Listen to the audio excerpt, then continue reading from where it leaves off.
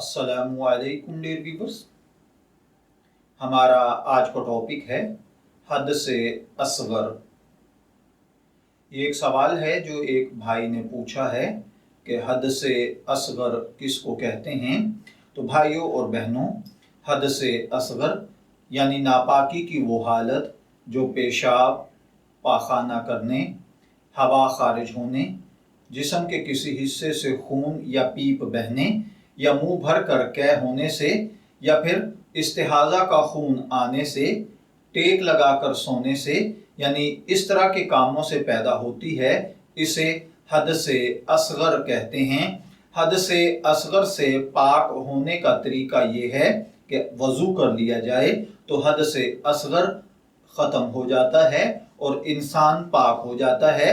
यानी वज़ू के लिए जो शराइत हैं कि वज़ू क्यों करना चाहिए, किन कामों के लिए करना चाहिए, या वज़ू किन चीज़ों से टूट जाता है, तो जिन चीज़ों से वज़ू टूट जाता है वो तमाम चीज़ें हद से असगर कहलाती हैं, और जिन चीज़ों के लिए वज़ू करना पड़ता है उन चीज़ों के साथ आप हद से असगर ख़त्म करके उन कामों को कर सकते हैं, जैसे नमाज पढ़ना, तलावत करना वगैरह। जब आप हद से असगर ये ख़त्म कर देंगे, यानी आप वज़ू कर लेंगे, तो आप इस काबिल हो जाएंगे कि ये इबादत कर सकें।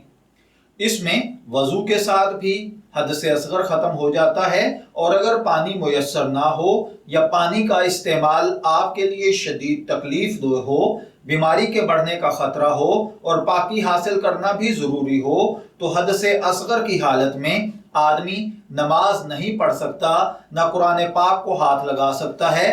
अलबत्ता हद से असगर में ज़बानी कुरान पढ़ना दुरुस्त होता है।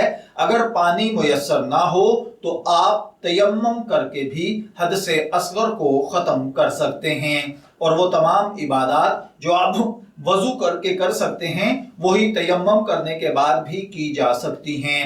मैं दुआगो हूँ कि अल्लाह ताला हमें इन बातों को समझकर इन पर अमल करने की तौफीक अता फरमाए। शब्बीर अहमद को इजाज़त दीजिए, फिर हाजिर होंगे किसी नए टॉपिक के साथ।